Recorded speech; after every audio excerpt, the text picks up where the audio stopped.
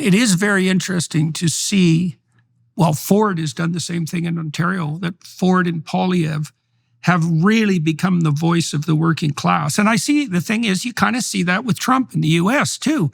And I think it's because we've actually developed the realization on the classic liberal and conservative front that there is no better pathway forward for rectifying the economic misery of the poor than the free market system. And so to the degree that that's the case, and now I think the case for that is unassailable unless you're literally criminally blind, that it's easy now for the conservatives who used to be the party of big business, let's say, which is kind of what they were when I was a young guy, to be speaking directly to the working class. Is we're going to declutter the system. We're going to get rid of the idiot environmental taxes that do nothing but make your life more difficult and increase pollution. And we're going to serve you. And I think Poilievre has done that very effectively. Now, can you envision, how do you feel about the unity, let's say, of the conservative movement in Canada now? There's a number of conservative premiers who seem to be ideologically on board with your approach. There's Scott Moe and Blaine Higgs, and so at minimum. And so, and I don't know what your relationship is like with Doug Ford. And then we have Poilievre, of course, who's a rising star and is very much likely to be the next prime minister. I mean, so is your view of Canada's future at the moment optimistic fundamentally? And if it's optimistic, what is that optimism tempered by? Let me just add one more preamble to that. See, I'm afraid that what's going to happen is that the Canadian economy is far worse than people think, and that we're going to discover a lot of things under the carpet that were hidden by the Trudeau government. Now, the evidence of that is he has a bloody scandal every week that should be sufficient to bring down his government, like the last scandal we just had about the airlifting of the Sikh people out of Afghanistan. It's one a week. And so we're going to see a lot of things that we don't know about the second Pierre Poilievre is elected. And they're going to be instantly blamed on him by the environmentalists and the Greens. And then he's going to have maybe 4 years to mop up what is one god-awful mess. And so, I could see a scenario where he's in for 4 years. All those Canadians who have to remortgage, which I believe is about 60% of them, are going to do that and lose their houses. And it's going to be like really a rough go for him. And then the Liberals will replace him. So now, that's a pessimistic view. And I'm not saying that will happen, but man, it isn't obvious to me that I'd like to be in his shoes. So how are you conceptualizing, let's say, the next 5 years in Canada? And when's your next election? My next election is October of 2027. So I have a bit of runway. I'd make a point that, and you've touched on it, and you've hit it. I talked to a young analyst who was looking and tracking at Justin Trudeau's declining popularity. And he also was tracking the number of mortgage renewals that are happening each month, and it tracks perfectly. The more people who are having to renew their mortgage and now face the sticker shock of having double the mortgage payment because of their high rates, that then they look around and say, who's caused this? And the obvious answer is the guys who've been in charge for the last 9 years. Who's got a solution for it? And the obvious answer is Pierre Poilievre. And so that's very linked to what it is that they're experiencing. And it's happening in real time and happening very quickly, and it will probably accelerate. I would say that, am I optimistic about conservatism? I would say that the Conservatives, this new generation of Conservative leader, whether it's Pierre or whether it's my colleagues across the country, we've begun to realize that aspirationally, the blue-collar workers and those trades unions are more aligned with our conservative values than they are with the extreme green alignment that we're seeing out of the Liberals, the Green Party, and the Socialists, the New Democrats. If I was a frontline worker, I would say, why in the world would I support any of those parties? Because all they're doing is advocating for job losses. They don't want to see these high-paying resource jobs be successful. They haven't invested in raising the parity of esteem for the skilled trades and professions the way we talk about it in the conservative movement.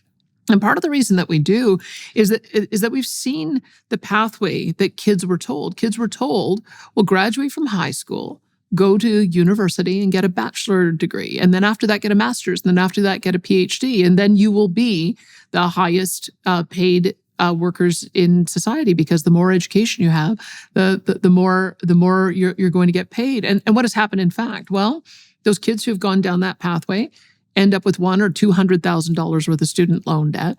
And now they're in their late 30s and trying to get out of the workforce, and their degree isn't as valued as much as they were led to believe it was going to be. And now they're trying to get married and get a home, and now the home prices have escalated. And so now they have to put off having kids because they can't afford to have kids, pay a mortgage, and pay off their student loan debt. But there's another way. You can actually encourage kids who are practical and want to do something with their hands and want to do some meaningful work in the resource sector. Go out, get dual credit in high school, maybe have a couple of years at a trades program. You start working right away, making 60 to, in some cases, these jobs are $200,000 a year. You become an immediate taxpayer. You pay off your debt. You have the ability to buy a home or build a home, because you're depending on the profession that you go into. Then you can get married. You can have kids. You can buy your house. You can afford your life. It's a different vision, and that's why I think that we understand a lot more about how vitally important those high-paying resource jobs are. It's not just about economy. It's about human flourishment. It's about being able to live the life you want to live. And most of us, we just want to find our life mate partner, be able to get married, be able to have kids, be able to take care of families, take vacations, go camping, and do those kinds of things that when we look back to our own childhood, seem to be getting further and further out of reach. But I think that are linked. That's why I think the approach that Doug Ford has taken, and even in the approach in the United States, where the Republicans realize that the frontline blue-collar workers have way more in common with the conservative side of the spectrum these days than the ideological side that we're seeing in the extreme green movement that is influencing all the progressive parties. So I've been thinking about messaging on the conservative front for quite a while, and maybe that's what we'll talk about on the Daily Wire side, at least to some degree. And, so I'm going to go down into the bottom of things for a moment. So I've been writing a book recently on stories of the Old Testament, and partly because I think that what's at the basis of the current culture war that besets us is actually a religious battle, fundamentally. It's a battle of first principles, and that's what a religious war is. It's a battle of first principles. And there's a very interesting representation of the divine in the Old Testament, in particular in the Old Testament. And God is portrayed in the Old Testament as something like the dynamic between conscience and calling. And so you see the voice of conscience emerge in the story of Elijah, for example, who's a prophet that appears with Christ when he's transfigured on the mount. And you see the idea of calling in the story of Abraham, who's called to the adventure of his life, and also in the story of Moses, who's spoken to by the spirit of the burning bush before he becomes a leader. So there's this dynamic, and it's an interesting dynamic because it maps onto the political domain almost perfectly. So conservatives are conscientious, and liberals are open, and open people are creative and entrepreneurial. They invite, and conscientious people, they draw the lines, they draw the borders. Now, the problem for the conservative types who are conscientious is that it's much easier to appeal to young people with a vision. And conservatives are very bad at propagating a vision to young people. And so that void is being filled by the environmentalists on the leftist side, because they offer young people an easy pathway to moral virtue and to sort of planetary messianism, right? It's like, ally yourself with the marginal, celebrate the environment, and your work is done, right? And which is it's a really appalling thing to teach young people, because their work hasn't even begun. But it is an easy out. Whereas the conservatives are always saying, no, don't do this, don't do that, don't do this, don't do that. And that is the voice of conscience. But, you touched on the possibility for the conservatives to offer something that's much more in keeping with the vision. And at minimum, that's the pleasures and responsibilities of the typical upward striving, say, middle-class life that's characterized the American dream. It's like, that's not so bad. Graduate, find something useful to do, become an apprentice, let's say, so that you can actually make some money. Find yourself a long-term, stable, monogamous partner. Have some children, right? At minimum, you've got a life going there, the basics of a life. And if you can add some additional adventure on top of that, so much the better.